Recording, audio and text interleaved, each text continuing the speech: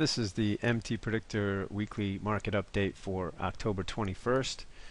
Got the S&P here. Just go through, try to go through a little quicker tonight. The pattern that we had, of course, that wave 5 pattern up here.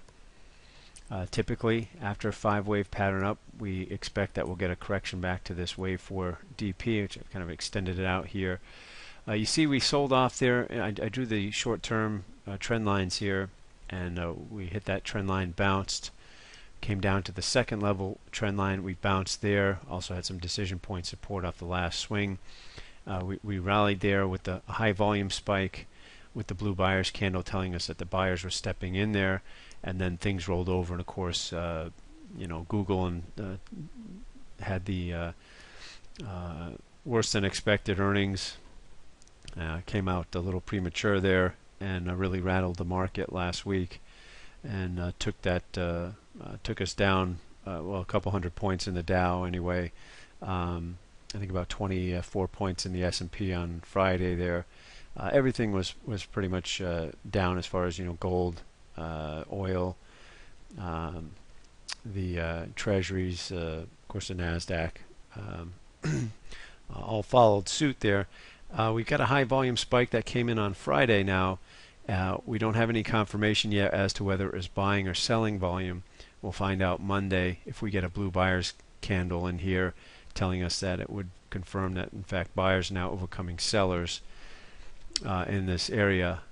If not, or if we make new lows without a blue buyers candle there, then or exceed Friday's lows, then that would just tell us that in fact it's selling volume. So we'll pay attention on Monday as this market closes as to what sets up there. But you can see the potential pullback to the wave 4 DP would take us around 1377 in the December contract here.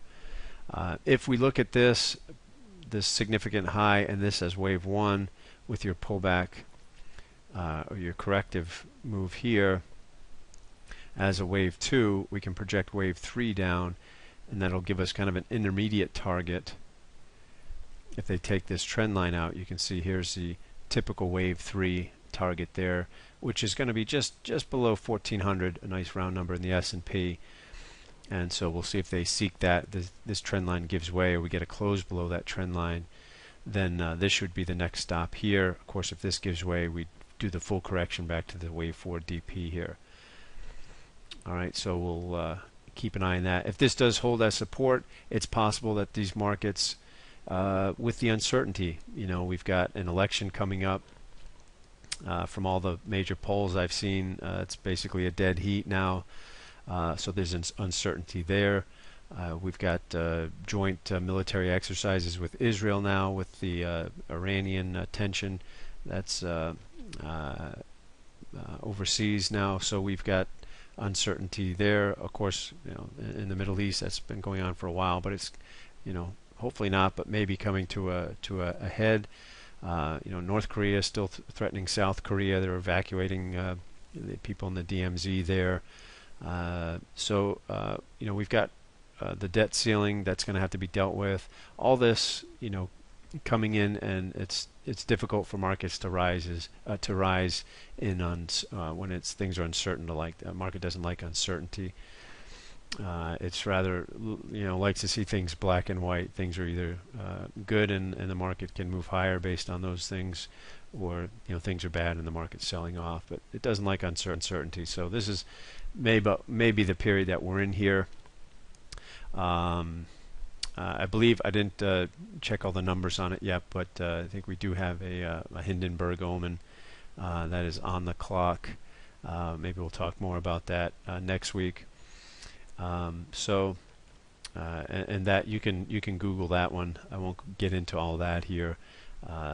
That's been thrown off a little bit because of the ETFs that are now added into the mix on those calculations.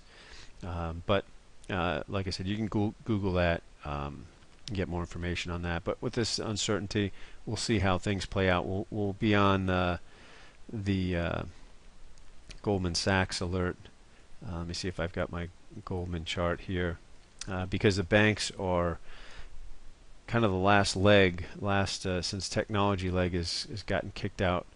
Now you can see that Goldman has gone wave 5 up here on the daily chart, and you can see the particulars there. The trade that's set up there, we have divergence. In other words, we got a higher high in price here with the lower high in the oscillator, and the target again, different market, but the patterns are the same. So if we're at wave 5 high, we expect a correction at a minimum back to the wave 4 DP, and we'll see if this gives way. Then obviously, we're going to see obviously the markets get hit pretty hard, and then we'll watch that below that $100 kind of line in the sand area on Goldman.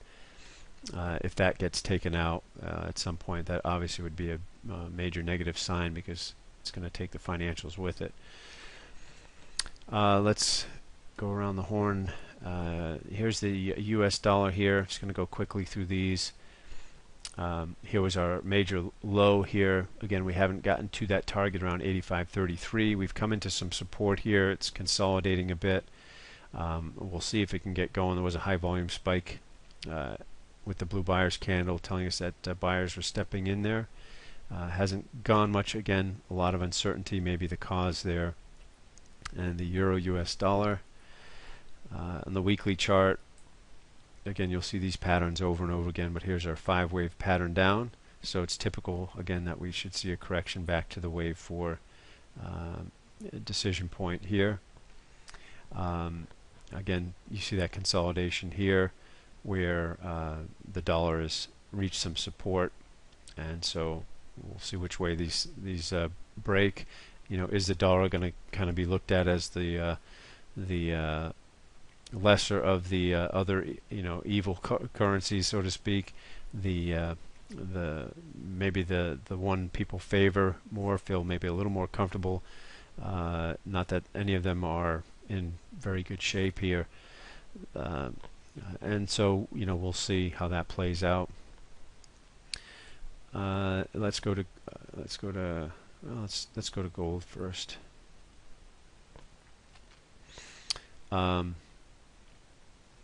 So gold here, we know we had our little breakout of our little triangle pattern here that formed off the highs, and we've kind of double topped here as they broke the trend line there. It was a good buying opportunity. Took the opportunity to buy silver in there, and the silver trade we'll look at stopped out last week. The double top here, you can see we've sold off there, and we're going to have to see now as if the pullback will come back into the 50 period, the red line here. Obviously, historically, that's been a good buying opportunity, and we've seen that time and time again over the last 11 years now, with the price pulling back below the 50 period and above the 200 period. Has typically been when the professionals have been stepping in and buying. Here is the crash of '08, and if we do get another crash here, this fall, maybe after the election or whatever the case might be, we may see gold and silver go with it. And a lot of this in 2008 into 2009 was due to people having to sell their gold and silver, which had appreciated so much, to cover margin calls and to pay for some of the damage that happened in those equity accounts and so forth.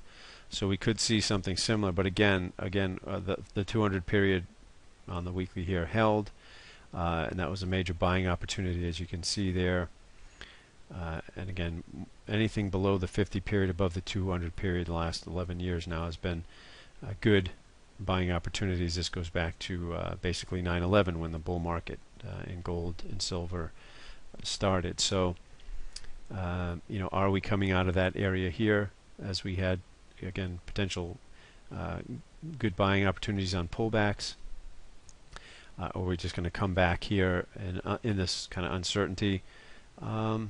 Is this going to more follow the markets like we saw in 2008? Or is it at some point going to diverge we'll see. Let's then take a look at, we'll just take a look at silver here quickly.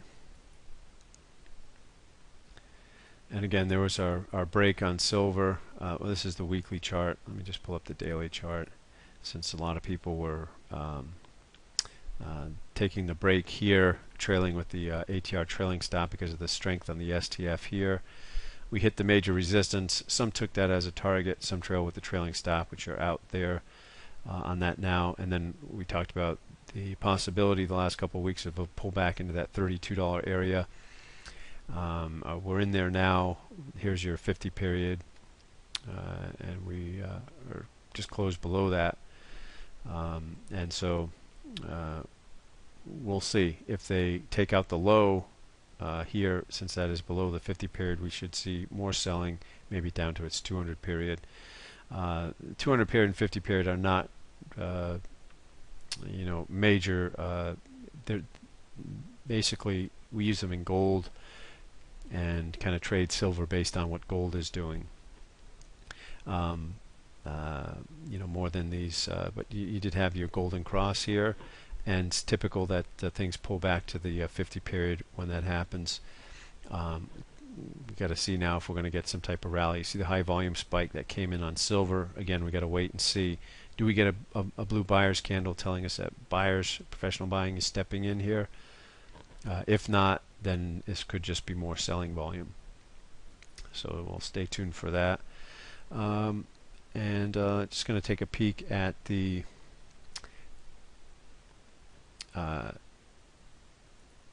economic data this week, because I think we got a full schedule of economic data all the way through Friday. Of course, we just got through with options expiration. We got a Fed meeting that begins on Tuesday, with the announcement then on Wednesday, 2:15 Eastern. So that obviously will be the highlight of the week, but also you got your jobless claims and durable goods and stuff on Thursday, and GDP on Friday. So starting on Tuesday and Wednesday, some market may go quiet there until that Fed announcement, get that out of the way. And again, we'll see more uncertainty until we get this election over, at least, and some of the other issues that have to be dealt with. But other than that, we'll leave it here, and we'll pick things back up after the after we get some more news from the Fed, and pick things back up next Sunday. All right, have a good trading week, everyone.